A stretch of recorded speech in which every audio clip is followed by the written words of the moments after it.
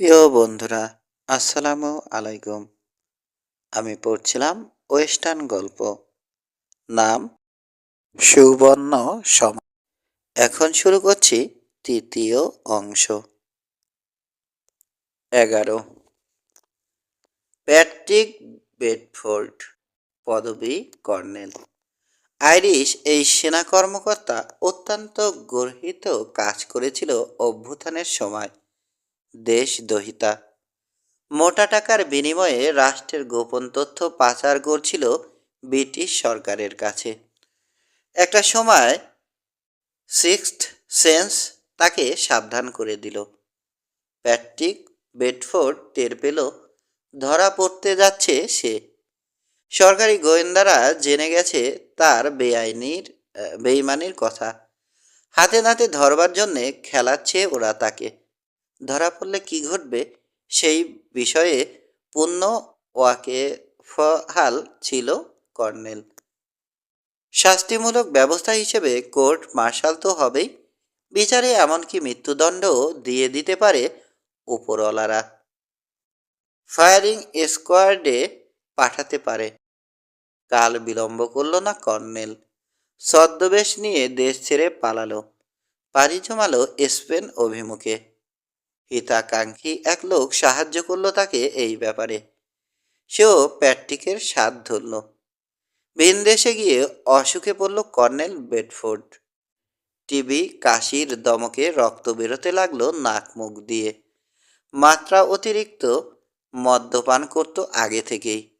আত্মপীড়ন করতে আরও বাড়িয়ে দিল পেগের পরিমাণ। ফলাফল, চরম বিদ্রোহ করে বসল শরীর। এমন একগুঁয়ে মানুষ প্যাট্রিক, ডাক্তারও দেখাবে না। আর দেখালেই বাকি, যক্ষা হলে রক্ষা আছে, বাঁচবে না বুঝতে পেরে অনুতপ্ত হলো কর্নেল। যুক্তিবাদী লোকটার উপরে জীবনের শেষ বেলায় জেঁকে বসল কুসংস্কার। মাতৃভূমির সাথে বিশ্বাসঘাতকতা করবার সাজা হিসেবে প্রাণদণ্ড দিয়েছে তাকে ঈশ্বর, এরকম একটা ধারণা জন্মালো মনে। আয়ারল্যান্ডে ফেলে আসা মা হারা একমাত্র মেয়েটার প্রতি বড় বেশি অবিচার করা হয়েছে। চিন্তা করে মুচড়ে পড়ল আরও। বিছানা নিল। পাগলামির লক্ষণ দেখা দিল আচরণে। ওই অবস্থাতেই চিঠি লিখল সে মেয়েকে। দীর্ঘ সেই চিঠিতে পিতা হিসেবে নিজের ব্যর্থতা আর অযোগ্যতার কথা স্বীকার করল কর্নেল অকপটে। ক্ষমা চাইল মেয়ের কাছে।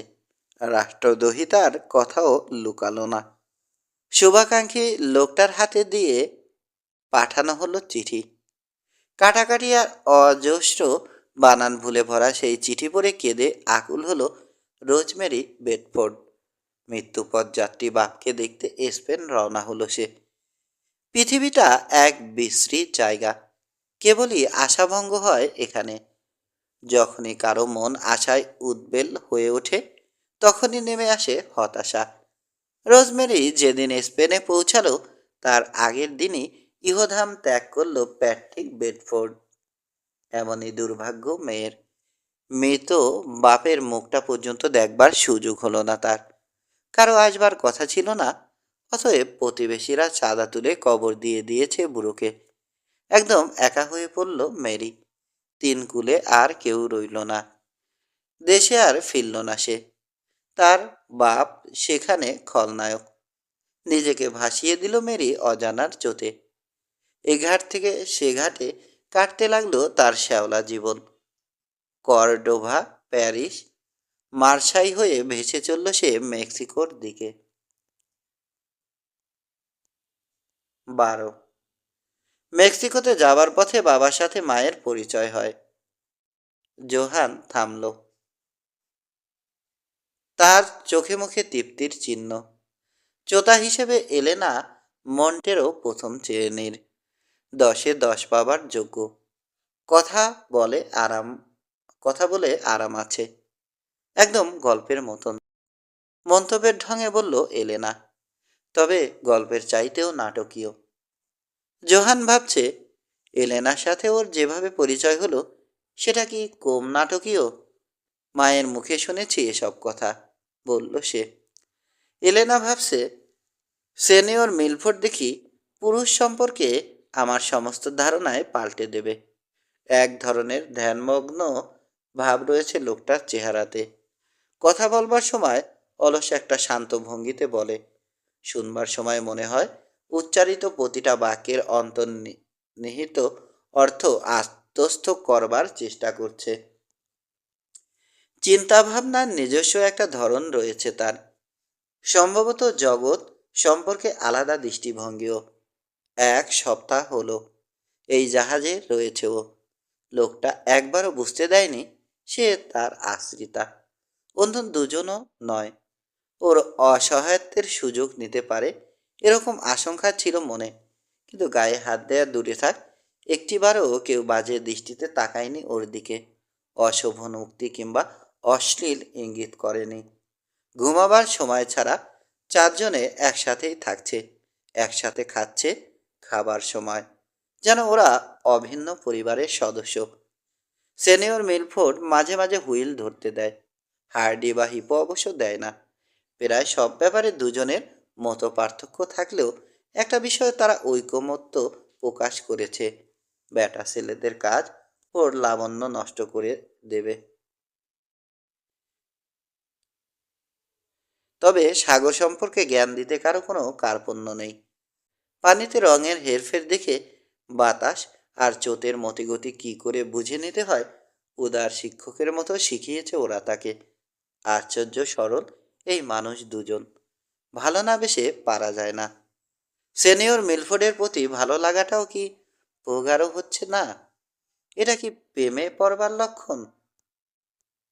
13 দ্বিতীয় সপ্তাহ। নিরা নিস্তরঙ্গ সাগরে সাঁতরে চলেছে জলমানবী নির্ভাবনায়। তবে বোটের যাত্রীরা ভাবনাহীন নয়, বরং দুর্ভাবনায় রয়েছে।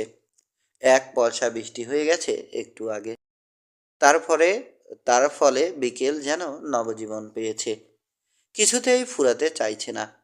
হলুদাব রোদে ঝিলমিল করছে সাগর। অন্য দিন হলে সাজের আধার ঘনাতো এতক্ষণে। প্রশান্ত বাতাসের আদর উপভোগ করছে জোহান, বিমনা। সাগরের কুলকুল শুনতে শুনতে দুই একটা ঢিল ছুটছে চিতির পুকুরে, আলোড়ন উঠছে পানিতে। ঢেউয়ের বড় হতে হতে মিলিয়ে যাওয়া দেখতে দেখতে অজান্তে বেরিয়ে আসছে দীর্ঘশ্বাস। শীতকালে যখন লেকের পানি জমে বরফ হয়ে যেত, ওদের দুই ভাইকে নিয়ে মাছ ধরতে বের হতো বাবা। জমাট বাঁধা লেকের উপর দিয়ে হেঁটে জুৎসই জায়গা খুঁজে বেড়াতো ছিপ ফেলবার জন্যে। সব জায়গায় সমান পুরু হতো না বরফ, সেজন্যে কোথাও সাদা কোথাও ঘোলাটে কাচের মতো ধারণ করত রং। সাদা অংশগুলো পাথরের মতো শক্ত, আর সাদার মাঝে মাঝে যেখানে কালচে হয়ে আছে সেখানকার বরফ পাতলা, উপরে কয়েক ইঞ্চি জমেছে কেবল, তলার পানি পানিই রয়ে গেছে। এরকম কোনো পাতলা স্তরের মাঝে গর্ত খুঁড়ে বড়শি ফেলা হতো। খুবই হুঁশিয়ার থাকতে হতো, একটু এদিক ওদিক হলেই বরফের জমিন ফেটে যাবে চটচর করে। হিম ঠান্ডা পানিতে পড়লে আর দেখতে হবে না, স্বাদ মিটে যাবে মাছ ধরবার। শরীরের ভারে যাতে ভেঙে না যায় সেদিকেও সতর্ক থাকতে হতো। একবার তো সত্যি বিপদ হয়েছিল। একটা দ্বীপ অতিক্রম করল জল মানবী। দ্বীপটার কি নাম জোহানের জানা নেই, নটিক্যাল চার্টে থাকবার কথা। জাহাজ চলাচলের পথে যেহেতু পড়ে, ওর মতো দুই পয়সার নাবিক ওসব মানচিত্র কোথায় পাবে? নাম না জানা এরকম হাজারো আইল্যান্ড তারা পার হয়ে এসেছে। সাগরের তলা থেকে যেন অকস্মাৎ বুদবুদের মতো ভেসে ওঠে ডাঙা, আয়তন বেশি নয়। রসদ জোগাড়ের জন্যে নামতে হয়েছে কোথাও। নারকেল, কলা আর ব্রেড ফুটের ভাণ্ডার দ্বীপগুলো। খাড়ির পানিতে রয়েছে দেদার মাছ, গলদা চিংড়ি, কাঁকড়া, কচ্ছপ। জঙ্গলে শুয়োর। বেশিরভাগ দ্বীপেই জনমনস্বী নেই, যেগুলোতে আছে তারাও সংখ্যায় বেশি নয়, যেমন এটা। সাগর বেলায় দাঁড়িয়ে আছে কয়েকটা কালো মূর্তি, দৃষ্টি অপসীয়মান বোটটার দিকে। মেইনল্যান্ড থেকে এত দূরে কিভাবে এলো মানুষগুলো, সেটা একটা রহস্য। এই রহস্যের চাবি ইতিহাসের কাছে। সভ্যতা থেকে দূরে থাকবার ঝোঁক আছে এই মানুষগুলোর মধ্যে। উৎপাত অপছন্দ করে, এক অর্থে তাই বিপজ্জনক এসব লোক। সেজন্যে যখনই কোথাও থেমেছে খুব সতর্ক ছিল জোহানরা। চকের দাগের মতো তটরেখা যতক্ষণ দৃষ্টিগোচর হলো চেয়ে রইল জোহান। কেমন যেন নিঝুম হয়ে আছে ধরিত্রী। পাখিরা চলে গেছে তাদের আস্থানায়। কালো হয়ে এসেছে বিকেলের প্রসন্ন মুখ। এদিক ওদিক চাইতে চাইতে মন্থর পায়ে এগিয়ে আসছে তমস। হিপো এসে দাঁড়ালো জোহানের পাশে। অস্থির প্রকৃতির এই যুবক এসেই উসখুস শুরু করলো। নার্ভাস ভঙ্গিতে হাত কসলাচ্ছে, কিছু বলতে চায়। দ্বিধাদ্বন্দ্ব ঝেড়ে ফেলে শেষমেশ বলেই ফেলল, তোমাকে একটা কথা বলতাম বস, যদি কিছু মনে না করো। কোনো অপরাধ করে ফেলেছ? বলো, কি বলবে? জোহানের কথায় লাই পেল হিপো। নাক চুলকালো। ইয়ে মানে, বলতে চাইছিলাম কি বস, আমরা ধৈর্য ধরে অপেক্ষা করছে জোহান। কি হতে পারে কথাটা? ওকে না জানিয়ে কোনো কাজ করেছে, নাকি কোনো কিছুর জন্যে পারমিশন চায়? কানের আগা চুলকালো হিপো। খতখত করে গলা পরিষ্কার করলো। কয়টা টাকা আলাদা করে রেখেছি তোমার জন্য। আ তোমার লাগবে বস? চট করে আরেক দিকে মুখ ঘোরালো জোহান। চোখে পানি এসে গেছে। আবেগে রুদ্ধ হয়ে আসতে চাইছে গলা। ওর আর্থিক অবস্থা হার্ডি আর হিপোর অজানা নেই। তার উপর মায়ের চিঠিতে আরেক দুঃসংবাদ। এথেন্স পোর্টের ঠিকানা দিয়ে এসেছিল সে বাড়িতে। সেই ঠিকানাতে গেছে পত্র। গিরিশ ছাড়িয়ে আরও অনেক দূর ভ্রমণ করেছে জলমানবী। ফিরতি পথে বন্দরের পোস্ট অফিসে খোঁজ নিয়েছে জোহান। চিঠি পেয়েছে। বসের ক্ষেত আগুন লেগে ছারখার হয়ে গেছে শুনে খুবই দুঃখ পেয়েছে দুই মাল্লা। গোপনে সলা পরামর্শ করেছে কি করে ক্যাপ্টেনকে সাহায্য করা যায়। নিজেকে সামলে নিয়ে হিপোর দিকে ফিরল জোহান। তবে চোখজোড়া সিক্তই রইল তার। সন্ধ্যার আবছায়াতে জোহানের ভেজা চোখ দেখতে পেল না পলিনেশিয়ান। না হিপো, কর্মীদের উপার্জনে হাত দিতে চায় না জোহান। লাগবে না, আমি একটা কিছু ব্যবস্থা করে নেব। জোরে জোরে মাথা দোলালো হিপো, ডাইনে বায়ে। তোমাকে তো চিনি বস। জড়তা উধাও তার গলা থেকে। জানি, ঠিক ঠিক সামলে নেবে। তারপরেও টাকাগুলো থাকলো, দরকার পড়লে নিও। যেন মহামান্য আদালত রায় জানিয়েছে, এরপরে আর কোনো কথা থাকতে পারে না। উষ্ণ দৃষ্টিতে তাকিয়ে রইল দুজনে পরস্পরের দিকে। শ্রেণী বৈষম্য কখনোই প্রতিবন্ধক হয়ে দাঁড়ায়নি ওদের অটুট বন্ধুত্বে। বরঞ্চ একজনের জন্যে আরেকজন নির্দ্বিধায় জীবন দিয়ে দিতে প্রস্তুত। কথা বলল না জোহান। বন্ধুর আশ্বাস অনুভব করল হৃদয় দিয়ে। হার্ডি এসে দাঁড়ালো তার আরেক পাশে। মারিয়াচির ব্যাপারে কিছু ভাবলে? কি ভাববো? ঘস ঘস করে গিজ গিজে দাড়ি চুলকালো হার্ডি। সেটাও অবশ্য কথা। ভেতরে ভেতরে যথেষ্ট উদ্বিগ্ন জোহান। কিন্তু কি করবে সে? মারিয়াচির মোকাবেলা করবে কোন অধিকারে? মানবতার খাতিরে? হালে তেমন পানি পায় না এই যুক্তি। যথার্থ দাবি রয়েছে মারিয়াচির মিস মন্টেরোর উপরে। আংটি বদল যেহেতু হয়ে গেছে। লোকটা পিছু নিয়েছে নিশ্চিত। কার্বোর্ড সেটাও নিশ্চয় তার অজানা নয়। হারবারে খোঁজ খবর করলেই জানা যায়। নিখোঁজ জলমানবী সম্পর্কে যা যা জানে সব উগরে দিয়েছে নিশ্চয় মাঝি মাল্লার দল। মারিয়াছি কি রান্স পর্যন্ত ধাওয়া করবে? কে সারা সারা? যা হবার তা হবে। আগে থেকে ভয় পেয়ে লাভ কি? তবে যাই করো বস, মারিয়াচিকে হালকাভাবে নিও না। আদরের ভঙ্গিতে চিবুকে আঙুল ঘষছে হার্ডি। লোকটা সম্বন্ধে যা শুনেছি, শঙ্কা প্রকাশিত হলো তার গলায়। কি করতে বলো আমাকে? শক্ত প্রশ্ন। জবাব দিতে গিয়ে থমকে গেল হার্ডি। উত্তরের আশায় কয়েক মুহূর্ত চিন্তা করল সে। জবাব খুঁজে না পেয়ে সস্তা টোবাকো বের করলো পকেট থেকে। বিশাল এক চাকা তামাক মুখে পুরল হার্ডি। খেয়াল করেছে এই জিনিস চাবালে বুদ্ধি খেলে। গালের একটা পাশ চুলকে গালের একটা পাশ ফুলে ঢোল হয়ে গেছে হার্ডির। তামাকের চাপে ফেটে যাবে বলে মনে হচ্ছে। কয়েক চিবুনি দিয়ে অন্য গালে চালান করে দিয়ে সে তামাকের ঢেলা সে তামাকের ঢেলা। কিন্তু আউম আউম করাই সার হলো। বুদ্ধি আর বেরোলো না। থোক করে একদলা খয়েরি থুতু সাগরে ফেললো হার্ডি। নিজের উপরে বিরক্ত প্রায়। বিশ্বাস করে ফেলেছে গতরখানা তার ভীম দর্শন হলে কি হবে। হিপো যে খেপায়, ওর বুদ্ধি আসলে হাঁটুতে। কথাটা ভুল বলে না। হিপো বরাবরের মতো হাওয়াইয়ান মেটের সরু বুদ্ধির শরণাপন্ন হলো হার্ডি। কিন্তু হিপোর অবস্থাও তথ বস। কঠিন সমস্যা বলে মাথা চুলকালো সে। সমাধান না পেয়ে শেষে দূর ছাই বলে হাল ছেড়ে দিল। বুদ্ধির কমতি থাকতে পারে, কিন্তু সাহসের কোনো অভাব নেই দুজনের কারো। তারই প্রতিফলন ঘটল হার্ডির কথায়। যাই হোক, ভয় নেই তোমার, আমরা আছি। হিপো আর হার্ডির মতো দুটো স্বর্ণহৃদয় বন্ধু পেয়েছে বলে ভাগ্যকে ধন্যবাদ দিল জোহান। ওদেরকে দিল না। বন্ধুর কাছে থেকে থ্যাঙ্কস নেয়াটা তার ব্যক্তিগত অপমান হিসেবে দেখে।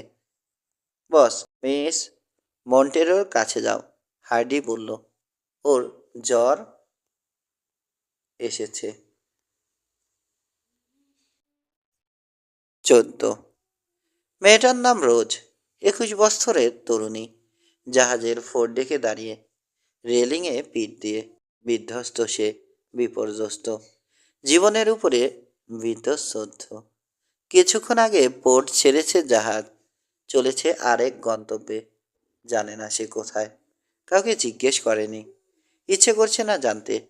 ইদানিং সব কিছুতে বিস্তৃষা এসে গেছে তার। ঝরঝর করে কাঁদছে রোজ। বুকের মধ্যখানে তুমুল ঝড়। বাবা নেই, কেউ নেই। থাকলেও কে তার খবর রাখে?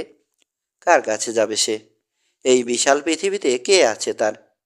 কোথায় মিলবে একটুকু মমতার আশ্রয়? বুকে তুলে নেবে কেউ? আজ এখানে, কাল ওখানে, এভাবে আর কতদিন? এত মানুষ এই জাহাজে, অথচ কেউ তার আপন নয়। কি ভয়ঙ্কর নিঃসঙ্গ জীবন! কি তীব্র এই একাকিত্ব! টাকা ফুরিয়ে এসেছে। ধেড়ে ইঁদুর আর আরশোলার মতো কিলে দাগত দিনগুলো ও ফুরালো বলে। এরপরে হয়তো সবচেয়ে সহজ পথটাই বেছে নিতে হবে বেঁচে থাকবার জন্যে। দুর্ভাগা মেয়েদের শেষ ঠিকানা হয় যেখানে। কিন্তু এর চাইতেও সহজ রাস্তা রয়েছে মুক্তির। 1 সেকেন্ডে মন স্থির করে ফেলল সে। আর না, ঢের হয়েছে এই দুঃসহ জীবনের ভার টানা। আর পারছে না। আজকে চুকিয়ে ফেলবে সব হিসেব। সিদ্ধান্তটা নেয়া হয়ে যেতে অবর্ণনীয় একটা প্রশান্তি অনুভব করল রোজ। জীবনের উপরে প্রতিশোধ নিতে পারবার আনন্দে বিচিত্র হাসি খেলে গেল তার ঠোঁটে। বড় করে দম টানল সে। পা রাখল রেলিংয়ের নিচের ধাপে। এক হাতে ধরল উপরে একটা রড। নিজেকে টেনে তুলে অন্য হাতেও ধরল সেটা। রোজের দুই পাই এখন প্রথম ধাপে। সাদা রং করা রেলিং এ মোট 5টা ধাপ। 3 নম্বর ধাপ পর্যন্ত উঠে এলো সে। তারপর বাম পাটা তুলে দিল শেষ ধাপের উপর দিয়ে। 2 হাতে আঁকড়ে ধরে আছে রডটা। নাগালের মধ্যে অবলম্বন খুঁজে নিল পা। একই ধাপে ডান পা নামিয়ে এনে জোরে শ্বাস নিল রোজ। এবার সে নামতে আরম্ভ করলো। অতি সাবধানে নেমে এলো প্রথম ধাপে। ফের কিছুক্ষণ দম নিয়ে ঘুরতে শুরু করলো। হাত কাঁপছে। রক্ত সরে গিয়ে সাদা দেখাচ্ছে আঙুল আর নখগুলো। হাঁটু দুটোয় মনে হচ্ছে কোনো জোর নেই। গতি আর মাধ্যাকর্ষণ শক্তি ফেলে দেবার চেষ্টা করছে 60 ফুট নিচের কালো জলে। হৃৎপিণ্ডটা এত জোরে ধুকপুক করছে, নিজের কানেই পৌঁছে যাচ্ছে যেন সেই শব্দ। নিচে তাকালো রোজ। বহু নিচে শোনা যাচ্ছে সমুদ্রের জল কল্লোল। ছলাৎ ছলাৎ, হিস হিস। পানির বুক চিরে বেরিয়ে আসা ফেনা চোখে ধরা পড়ল কি পড়ল না। উন্মুখ হয়ে চাইল সে অনন্ত আধারের দিকে। উথাল পাতাল সমীরণে চুল উঠছে তার। কাত খোলা পাতলা কাপড়ের জামায় শীত মানছে না। শিরশির করছে গালে আর গলার কাছে, যেখানে শুকিয়ে এসেছে অশ্রুর দাগ। আর মাত্র কয়েকটা মুহূর্ত, তারপরেই সমস্ত জ্বালা আর যাতনার অবসান ঘটবে। ডেকে কেউ নেই। সূর্যাস্ত দেখা যাত্রীর দল অনেক আগেই যার যার কামরায় চলে গেছে। সাজবাতি জ্বলে উঠবার পরেও যারা ডেক ছেড়ে নড়তে চায় না, তারাও নেই আজকে। জাহাজের স্টাফদেরও ধারে কাছে চোখে পড়েনি। ঠান্ডাটা আজকে একটু বেশিই পড়েছে। ভালোই হলো, কেউ দেখবে না, কেউ জানবে না। সাঁতার জানে না সে। টুপ করে গিলে নেবে তাকে পানি। মুক্তি। ভাগ্য নির্ধারিত হয়ে গেছে তার। দুনিয়ার কেউ তাকে ফেরাতে পারবে না। রোজ ফুপিয়ে উঠল। এমন তো কথা ছিল না। সে তো বাঁচতে চেয়েছিল। কত স্বপ্ন বুনেছিল জ্ঞান হবার পর থেকে। কত পরিকল্পনা ছিল জীবন নিয়ে। সব ছেড়ে অকালে চলে যেতে হচ্ছে কেন তাকে? কেন ভাগ্যদেবী সদয় হলো না তার প্রতি? অদম্য অভিমানে রোজের গলাটা বুঝে এলো। সামনের দিকে ঝুঁকে এলো সে। টান টান হয়ে গেল রেলিং ধরা হাত দুটো। জলের খলখল হাসি, বাতাসের বিলাপ, আধারের করাল রূপ, সবটা মিলিয়ে ওর মনে হলো সম্মোহিত হয়ে পড়েছে। চলন্ত ট্রেন থেকে প্যাসেঞ্জাররা যেমন শুকনো পাতা উড়ে যেতে দেখে তুষার ঝড়ে, এক ধরনের আচ্ছন্নতায় বোধ হয়ে সেও তেমনি দেখতে পাচ্ছে তার অতীত। হারানো দিনগুলো চোখে ধুলো দিয়ে উড়ে পালাচ্ছে যেন। আলগা করে দিতে যাচ্ছিল হাত। এমন সময়, কি করছো তুমি?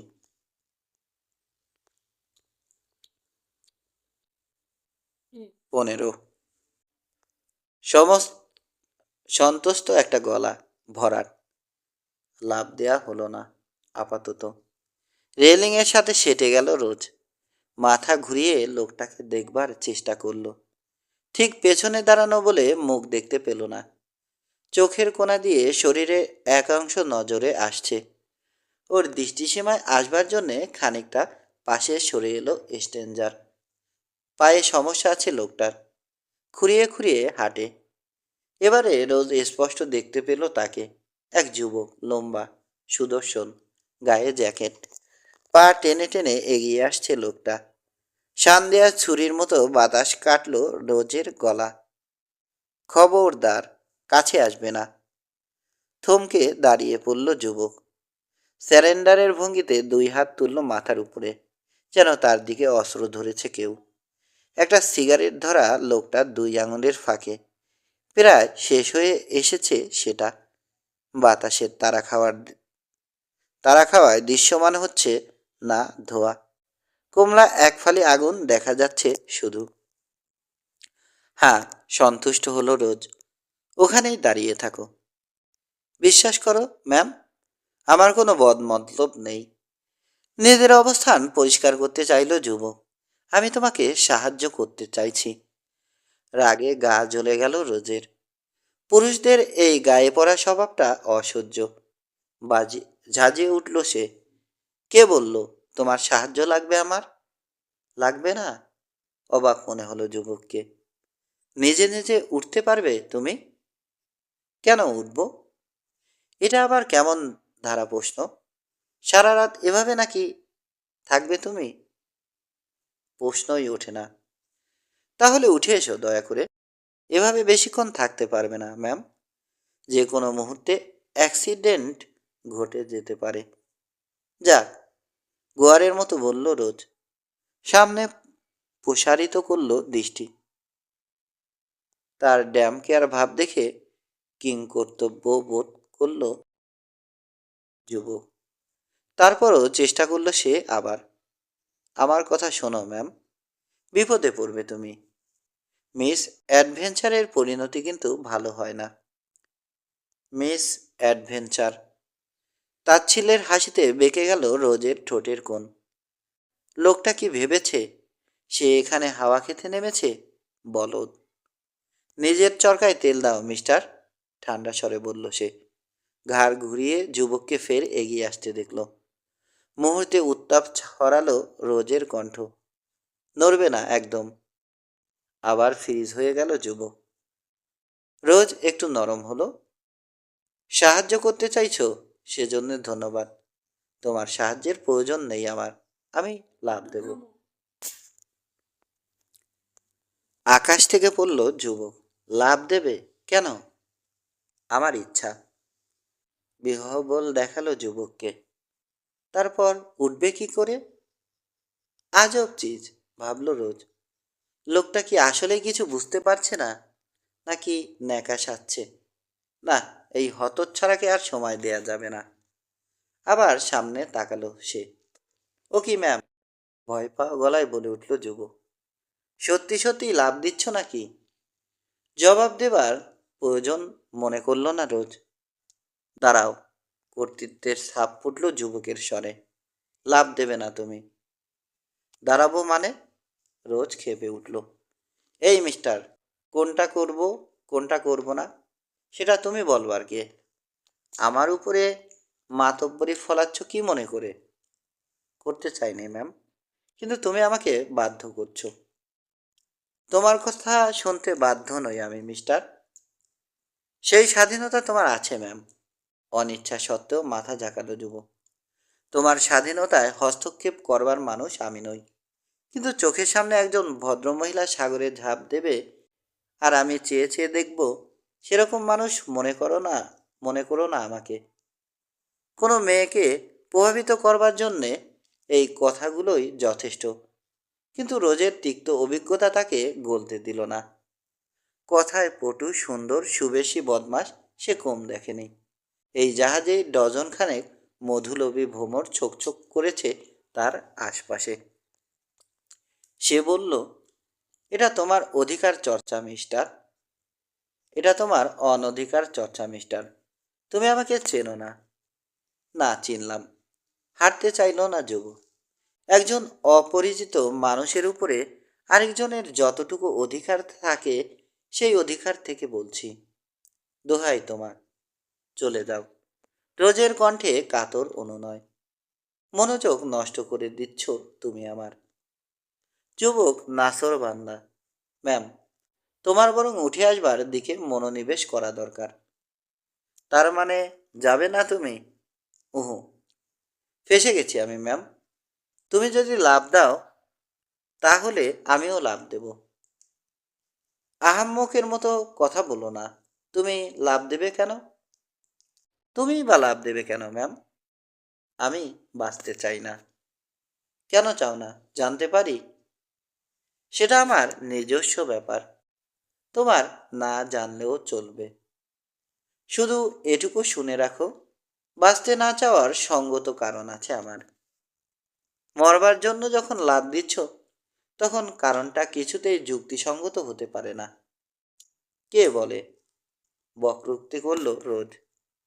আমি বলছি ম্যাম। বাহ! রোজের গলার স্বরে ব্যঙ্গ। নিজে এ কথা বলছো, আবার নিজেই চাইছো লাভ দিতে। খুব সুন্দর যুক্তি মিস্টার। তোমার লাভ দেবার কারণটা কি সঙ্গত? আলবৎ ম্যাম, বলল যুবক। তোমাকে মরতে দিতে পারি না আমি।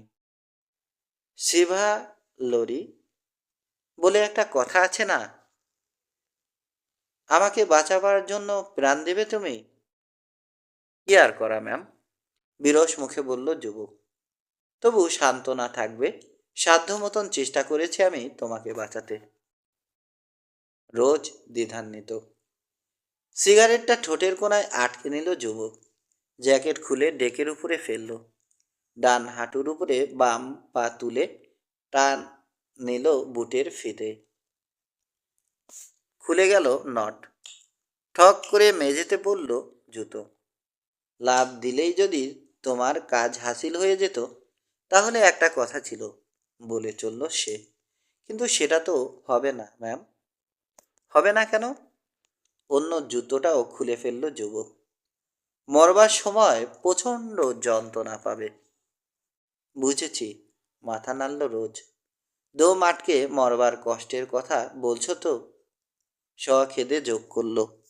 কিন্তু এখানেই নিঃশ্বাস বন্ধ হয়ে আসলে আমার কিন্তু এখানেই নিঃশ্বাস বন্ধ হয়ে আসছে আমার।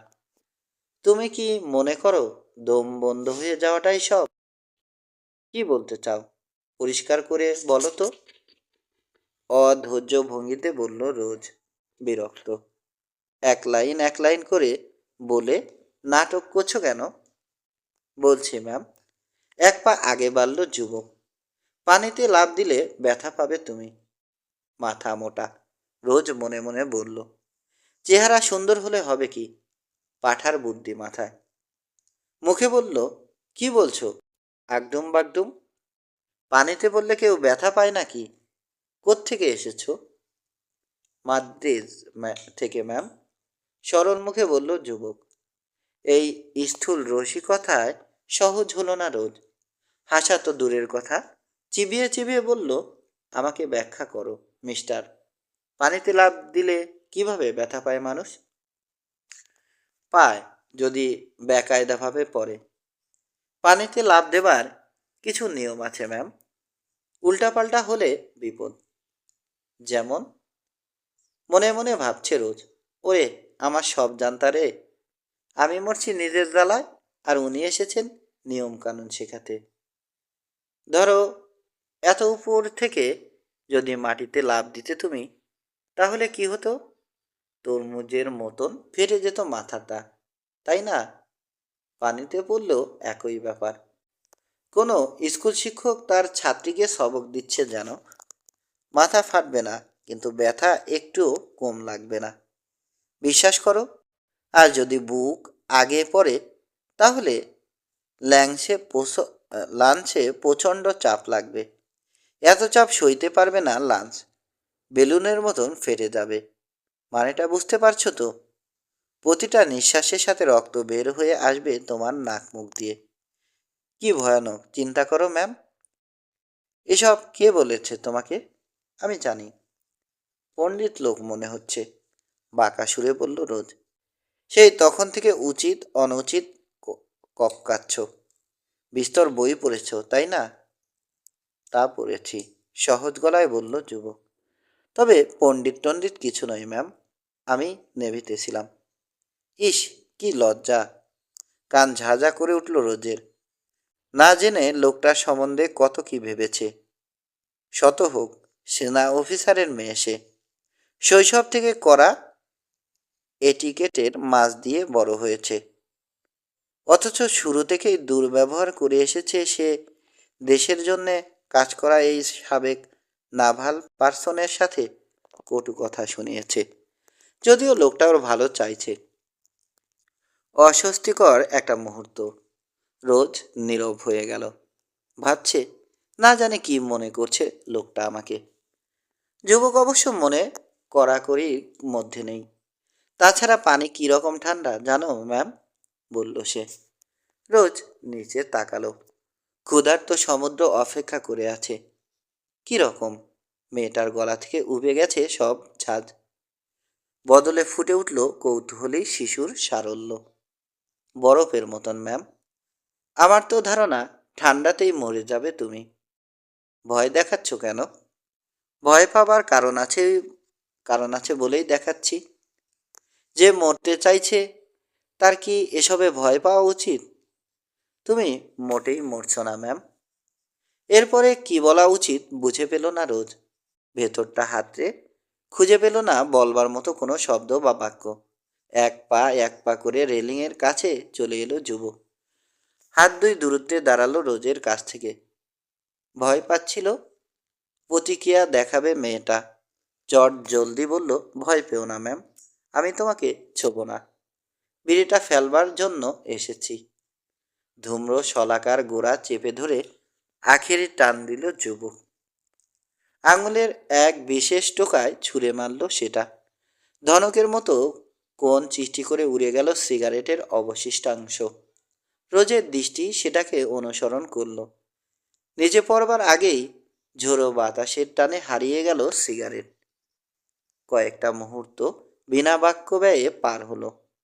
অপ্রাসঙ্গিক ভাবে জিজ্ঞেস করল যুবক, ম্যাম, আলটা ক্যালিফোর্নিয়াতে গেছো কখনো? রোজ মাথা নাড়ল। না। হঠাৎ এই প্রশ্ন কেন ভাবছে? জায়গাটা কোথায় সে ব্যাপারে তার ধারণা নেই কোনো।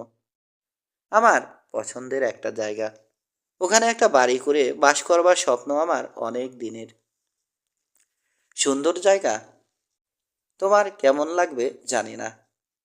শীত শীত পড়তে শুরু করেছে এখন ওখানে। তুষার জমছে। এলাকাটা এমনিতে রুক্ষ, তবে এই রুক্ষতারও কিন্তু একটা সৌন্দর্য আছে। ভালোই লাগে আমার। এতই যখন ভালো লাগে তাহলে চলে গেলে কেন? ঘুরতে বেরিয়েছিলাম। রুচি পরিবর্তন বলতে পারো। আমাকে এসব বলছো কেন? সত্যি কথাটাই স্বীকার গেল যুবক। ইচ্ছা করলো তাই। হাসলো। যাকগে ম্যাম, এখন চলে এসো তো প্লিজ। রোজ এখনো দ্বিধাগ্রস্ত। কামন ম্যাম, আমি জানি তুমি লাভ দিতে চাও না, ইচ্ছার বিরুদ্ধে গেছো। আমি 100% নিশ্চিত এই ব্যাপারে। কি করে নিশ্চিত হলে? দিলে অনেক আগেই লাভ দিতে ম্যাম।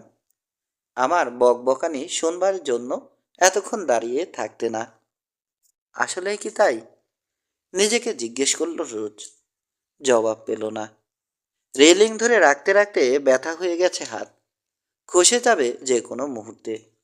কবজি কোণের ভাঁজ আর কাঁধের জয়েন্টে টনটন করছে। মাংসপেশিতে খিল ধরে যাবার অবস্থা। অনেকক্ষণ একভাবে দাঁড়িয়ে থাকবার ফলে খিল ধরে গেছে পায়ে। রেলিং ছেড়ে দিলেই হয়, কিন্তু দোটানায় বেঁধে ফেলেছে ওকে কিছু টান।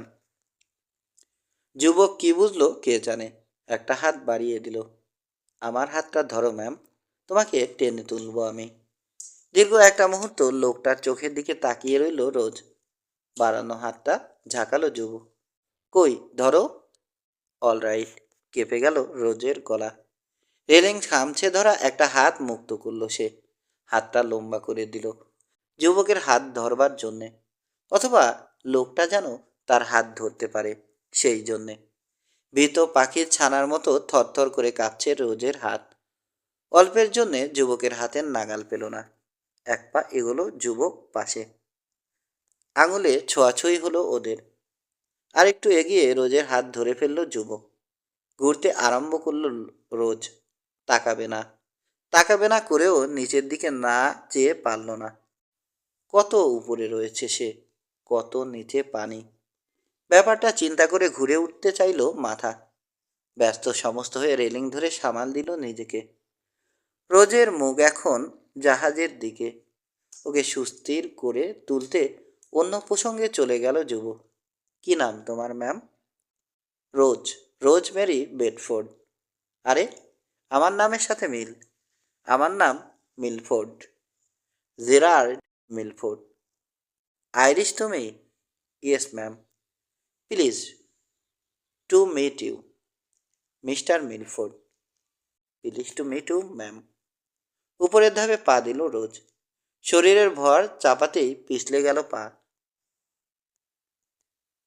16। নিজের উপর থেকে নিয়ন্ত্রণ হারালো রোজ। ফাঁকা হয়ে গেল মাথার ভেতরটা। পেটের ভেতরে নাগরদোলায় চড়বার অনুভূতি।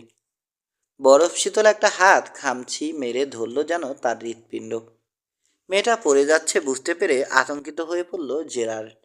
অজান্তেই শক্ত হয়ে উঠল তার হাতের পেশি। কিন্তু রোজের পতনোন্মুখ শরীরের ওজন যুবকের শক্তির চাইতে বেশি। হ্যাঁচকা টানে রেলিংয়ের সাথে সেটে গেল জেরার। রডের ফাঁক গলে বেরিয়ে গেল তার হাত। রোজের একটা হাত ছুটে গেল। টানটা এত জোরে লেগেছে যে ফুসফুসে সব বাতাস বের হয়ে গেছে। বাতাস ঢোকাতে গিয়ে দেখল অন্য হাতও পিছলে সরে যাচ্ছে মেয়েটার। সংবিত হারালো না জেরার্ড। আরও জোরে আঁকড়ে ধরতে চাইল রোজের হাত। চাপ বাড়ালো, কিন্তু ঘামে ভেজা মুঠো নেমোখারামি করছে তার সাথে। বাতাস, বাতাস, বাতাস, ঠান্ডা বাতাস সংবিত ফিরিয়ে আনলো রোজের। সচল হলো মগজ। সেও দেখলো পিছলে যাচ্ছে তার হাত। অসহায় লাগলো নিজেকে। বেদিশা হয়ে গেল। চোখে ভীত বুনো দৃষ্টি। বাজবার তাগিদে খোলা হাতটা ধরে ফেললো ডেকের কিনার। চিৎকার বেরিয়ে এলো গলা চিরে। উড়নচণ্ডী বাতাস উড়িয়ে নিয়ে গেল সেই চিৎকার। রোজ ডেক ধরে ফেলায় জেরার্ডের হাতের উপর থেকে ভার কমে গেল অনেকখানি। শিগগির আরেক হাত দিয়ে ধরে ফেলল সে মেয়েটার কবজি। নড়ো না, বলল সে, দাঁতে দাঁত চেপে। একদম নড়াচড়া করবে না। খুব সাবধানে ইঞ্চি ইঞ্চি করে রোজকে তুলে আনতে শুরু করলো জেরার্ড। চোয়াল শক্ত, মুখের পেশিতে কাঠিন্য, চাপতে চাপতে ব্যথা হয়ে গেছে দাঁত। সাংঘাতিক দুরূহ আর যন্ত্রণাদায়ক কাজ। পঙ্গু পায়ে দেহের ভর চাপতে পারছে না বলে খবর হয়ে যাচ্ছে জেরার্ডের। বাহুর মাংসে খিঁচুনি উঠে গেছে। ফুসফুস দুটো যেন ফেটে যাবে। রোজের মনে হচ্ছে ওর কবজিটা বুঝি গুঁড়ো হয়ে যাবে। এত জোরে চেপে ধরেছে যুবক, কিন্তু এক চুল ঢিলে করবার উপায় নেই। ব্যথা সহ্য করছে সে ঠোঁট কামড়ে। রেলিংয়ের প্রথম ধাপটা নাগালে আসতেই ধরে ফেললো সেটা রোজ। ঘন ঘন দম নিচ্ছে জেরার। হাঁপড়ের মতো ওঠানামা করছে বুক। প্রচণ্ড পরিচমে কাহিল।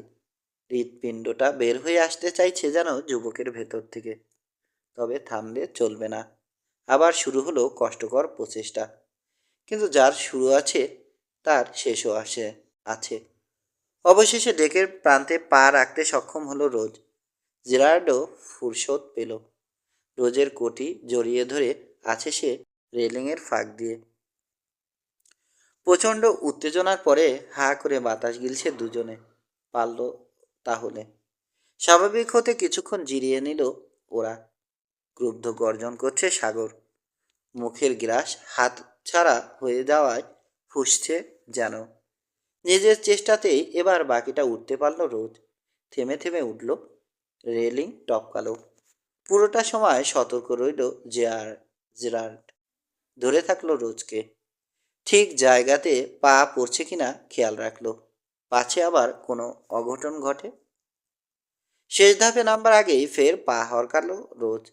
এবার আর সামলাতে পারল না জেরার্ড। চেষ্টাও করল না। তার হাত পায়ের পেশিগুলো ক্লান্তির চরমে পৌঁছে গেছে। হুমড়ে খেয়ে চিৎপাত হলো সে ডেকে। জেরার্ডের গায়ের উপরে পিঠ দিয়ে পড়ল রোজ। আরেকটা চিৎকার বেরো হয়ে এলো তার মুখ দিয়ে। ওভাবেই একটা মিনিট পড়ে রইল দুজনে। হাঁপাতে লাগলো। তারপর গড়িয়ে সরে এলো রোজ জেরার্ডের উপর থেকে। উপর হয়ে শুয়ে রইল পাশে। বেশি উপর থেকে পড়েনি, তাই ব্যথা বিশেষ পায়নি দুজনের কেউ। তাকিয়ে রয়েছে পরস্পরের দিকে। একান ওকান হাসল জেরার্ড। ভালোই সার্কাস দেখালাম আমরা, কি বলো? 17। ঘুমের মধ্যেই শব্দ করে ফেলল রোজমেরি। টুটে গেল তার ঘুমটা। চোখ মেলতে দৃষ্টি পড়ল গিয়ে ছাতের করিবর গাতে। সেখানে থেকে সেখান থেকে জানালায় মেদমন্দ বাতাসে কাঁপতে থাকা পপলার গাছের পাতায় সূর্যের নরম আলো দোল খাচ্ছে। জাফরি কাটা নকশা খেলছে বেড কাভারের উপরে। এতক্ষণ স্বপ্ন দেখছিল রোজমেরি। ঘুমের মধ্যে চিতিধারণ করেছে তার স্বকীয় মগজটা। ফিরিয়ে এনেছে হারানো অতীত। ফিরিয়ে এনেছে জেরিকে। তাদের প্রথম দেখা হবার দিনটাকে। কত আগের ঘটনা, অথচ এখনো কি জীবন্ত, হীরের মতো ঝকঝক করছে। স্বপ্নের রেশ রয়ে গেছে চোখে। জীবনের পুরানো অধ্যায়ের পৃষ্ঠাগুলো উল্টে চলল রোজমেরি। ঠোঁটে মুচকি হাসি, কিন্তু অন্তরটা তার গভীর বিষাদে ছাওয়া। বুকের একেবারে তলদেশ থেকে উঠে এলো একটা দীর্ঘশ্বাস। জেরির জন্যে? না, কেবল জেরির জন্যে নয়, সব কিছুর জন্যে, যা সে হারিয়ে এসেছে পেছনে। বাবার জন্যে, পুরানো রোজের জন্যে, পুড়ে যাওয়া শস্যের জন্যে।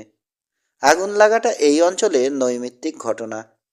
কখন কার নসিব পূর্বে কেউ বলতে পারে না। কিছু করবারও নেই। ঝোপ জাতীয় এক ধরনের গাছ জন্মায় পাহাড়ে, চ্যাপারাল। 3 থেকে 12 ফুট লম্বা হয়।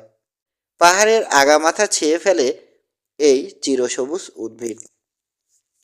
খুদে খুদে শক্ত পাতা আর আঁকাবাঁকা ডালপালা পরস্পরের গায়ে লেগে তৈরি হয় অপ্রতিরোধ্য বুনট।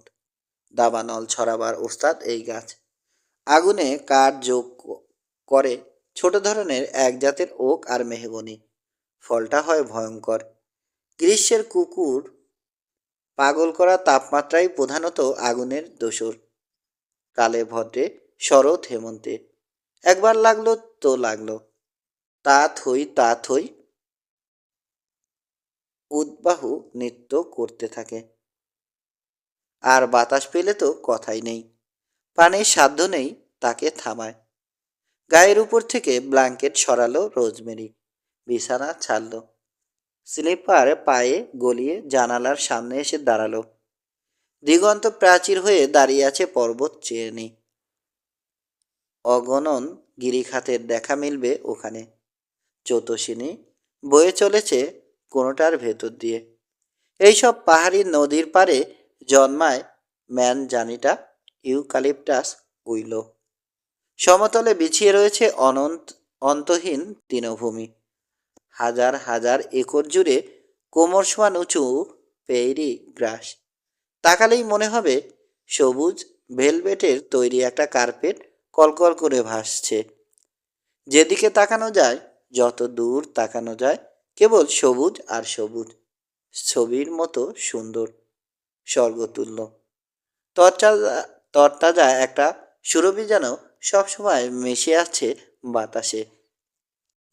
কোথাও ঘন হয়ে জন্মায় বাফেলো ঘাস, গরু বাছুরের উত্তম খাবার। ভীষণ শক্ত এই ঘাস মাটির অনেক গভীরে শেকড় গেড়ে বসে। বাথানের সতেজ ঘাস খেয়ে দিন দিন নধর হয়ে ওঠে প্রাণীগুলো। হাড্ডিসার শরীর কদিনেই তেলতেলে হয়ে যায়। দেদারসে ইয়েলো পাইনও জন্মায় এই চারণভূমিতে। বিশাল এক একটা বৃক্ষ। আর আছে শস্য ক্ষেত। হরেক মৌসুমে ফসল ফলায় চাষিরা। গম, যব, ভুট্টা, জই, গাজর, বিট, টমেটো, সিম, শালগম, মূলো। সারা বছরের জন্য আলু, পেঁয়াজ, লেটুস, কুমড়ো, মরিচ এসব।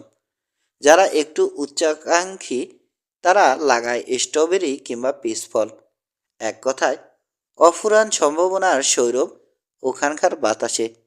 কিন্তু আগুন যখন লাগে তখন এই বেহেশতই পরিণত হয় দোজখে। সূচনা পাহাড় থেকে, গাছ থেকে গাছ হয়ে সাজানো গোছানো সমতল ভূমিতে নেমে আসে। চোখের পলকে ছড়িয়ে যায় সবখানে। শুকনো বাতাসে স্ফুলিঙ্গ উঠতে থাকে। অগ্নি দানবের লকলকে জিহ্বা গ্রাস করে নেয় কারো না কারো ভবিষ্যৎ। মরার উপরে খাড়ার ঘাড় মতো একের পর এক গড়িয়ে আসে টাম্বল উইড। লতার তৈরি এই বল এমনিতে খুব সাধারণ। বাতাসের ঠেলায় এদিক সেদিক গড়িয়ে যায়। দাবাঙ্গির সময় সেটাই হয়ে ওঠে জ্বলন্ত বিভীষিকা। হুঁশিয়ার না থাকলে বাড়িঘর কিংবা খড়ের গাদা জ্বালিয়ে দিতে পারে এই আগুনের গোলা। জয়ী বপন করেছিল সে স্বপ্নের বুনিয়াদ। তত্তর করে বেড়ে উঠছিল চারাগুলো উর্বর ভূমিতে। কপালে সইল না। পাহাড়ের ধারে হঠাৎ ডুবে যাওয়া সূর্যের মতো আগামীর মুখ সুখ সূর্য অস্তমিত হয়ে গেল। দীর্ঘশ্বাস। বুকের ভেতর এক গভীর শূন্যতা, গভীর হাহাকার। কেন এমন হয়? কেন জীবন পূর্ণতার এত কাছাকাছি এসে ফের শূন্য হয়ে যায়? বড় ছেলেটাও কাছে নেই। বড্ড চিন্তা হয় ওর জন্যে। কোথায় আছে, কেমন আছে, কে জানে। কি খাচ্ছে না খাচ্ছে, পরিবারের সুখের জন্যে ঘর ছেড়েছে, এই চিন্তা করলেই চিনচিন করে ওঠে বুকের মাঝখানে। বিদেশ বিভুঁয়ে না জানি কত কষ্ট হচ্ছে তার। সে ফিরে এলে কি দুঃসময় কাটিয়ে উঠতে পারবে তারা? নিশ্চয় পারবে। ছেলে নিশ্চয় খালি হাতে ফিরবে না। তবে ছেলের এখানে থাকাটা তার কাছে টাকা কড়ি চাইতেও বড়। জো পাশে থাকলে কোনো কিছুকেই সে ভয় করে না, যেমন করতো না জেরি থাকতে। কবে আসবে জো? স্লিপিং গাউন পাল্টে পড়ছে এলো রোজমেরি। ধীর পায়ে বারান্দার এধার ওধার পায়চারি করতে লাগলো। সকালবেলার মিষ্টি রোদ তেজস্বাভাবে সম্মুখের খোলা বিস্তৃতির উপরে পড়েছে। রাতের হিম কেবলই রূপ নিয়েছে মোলায়েম উষ্ণতায়। সকালের পরিচিত শব্দগুলো শুনতে লাগলো মেরি কান পেতে। ঝিরঝির করে বাতাস বইছে। লার্ক পাখি মনের আনন্দে গাইছে তার নিরবিচ্ছিন্ন গান। গুরুগম্ভীর স্বরে ব্যাঙ ডাকছে। কোথাও কোনো কাঠঠোকরা গাছের গায়ে কোটর খুঁজছে টকটক করে। একটা গরু হাম্বা করে উঠল। আস্ত বলে হালকা ডাক ছাড়ছে ঘোড়া। ঘাস বিচালির সোদা গন্ধটা বুক ভরে টেনে নিল মেরি। আবেশে চোখ বুজে এলো তার। চোখ খুলতেই 2 চাকার ঘোড়ার গাড়িটা দেখতে পেল সে। দিগন্তের ওপার থেকে উদয় হয়েছে। এদিকেই আসছে ঘোড়াটা দুলকি চালে। অনেকটা দূরে রয়েছে এখনো। চেহারা সুরত বোঝা যাচ্ছে না সওয়ারিদের। শুধু বুঝতে পারছে 3 জন মানুষ বসে আছে গাড়িতে। কারা? এত সকালে কি? উৎকণ্ঠার সাথে প্রতীক্ষা করতে লাগলো রোজমেরি।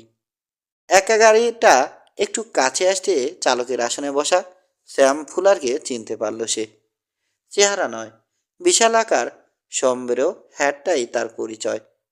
এলাকায় ফুলারই একমাত্র ব্যক্তি যে মেক্সিকান না হয়েও মেক্সিকান টুপি মাথায় দেয়। ওল্ড টাইমারের যুক্তি।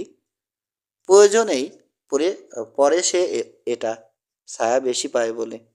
বয়স হয়েছে তো, শরীরটা আরাম চায়। গাড়িটা তার।